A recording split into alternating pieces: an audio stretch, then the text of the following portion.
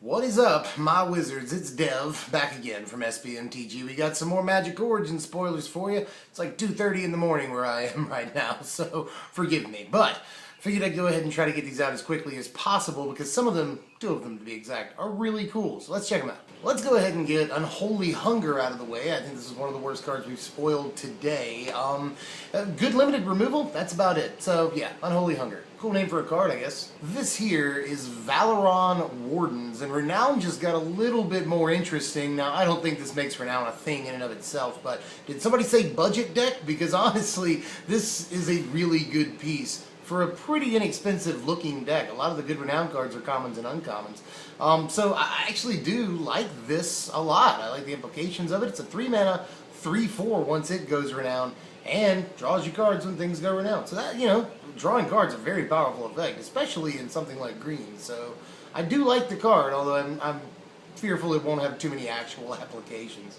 Speaking of Renown, this is Citadel Castellan? It's hard to say. But in any case, it is a 3 mana 2/3 vigilance, and when it renowns, it becomes, what, a 4/5? So that's pretty good.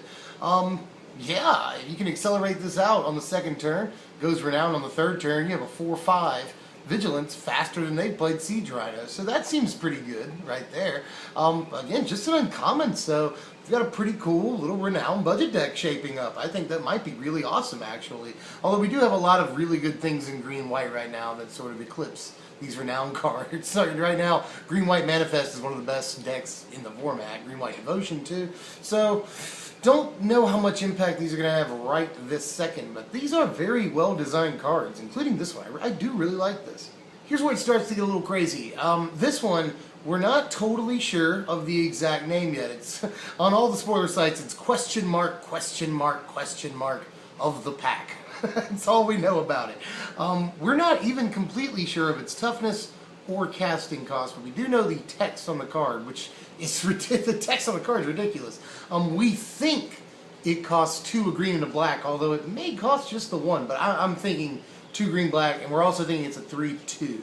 But again, we're not totally sure, but check out that text in case you can't read that. That's whenever this enters the battlefield, then they lose, a target opponent loses life equal to the number of elves you control. It's pretty good, right? So, Commander, the Nath of the Guiltleaf deck, plays this. That's pretty cute. Modern green-black elves could maybe make a spot for this. And in standard, maybe standard green-black elves just is a thing. Or even in the Rally the Ancestors deck. this we could revisit that because this card looks pretty good, all things considered. I like the implications of something like this, even if it costs 4 mana. It's neat. Now here's a card. This is Archangel of Tithes. Archangel of Tithes obviously goes in mono white, and 3 white that's very prohibitive. This looks really good. Now it doesn't really interact very well with any of the crazy dragons in the format right now. Dies and doesn't survive a Jutai swinging. It can't block Stormbreath Dragon. That's really bad, so we may have to wait for Stormbreath Dragon to rotate in October, but all things considered, this is a really good looking card, man. 4 mana 3/5 flying, that's pretty good right there. And then what we call the propaganda effect, that where they have to pay mana to attack, or in this case block, that's really good. Don't remember having seen that second ability, the other version of it, on a card before, but just them having to pay 1 to attack, that shuts down a lot of aggro decks, or at least shuts down their combat tricks, even if they do get to swing in with everything. So, all things considered, I do really like this card, although I think maybe, we were talking about mono-white soldiers the other day. This would be a good sideboard card against other aggro, whatever, but I do, other than that, I mean, that's pretty narrow, but I do, other than that, think that it has applications, but it all depends on the strength of mono-white, and we're not really convinced on that right now. So, altogether, I think it's obviously a really interesting card, but kind of a degree of separation. We're not really sure if it's going to be really good or just playable, So let me know what you think about these cards right here, because I think a couple of them are really interesting, if not 3 or 4 of them, honestly. So I like them. I think they're fair spoilers, definitely. Anyway, yeah, remember to like, share, comment, subscribe, do all those things. Hitting the thumbs up button helps us a lot, and we're trying to grow, and we appreciate when you do that too.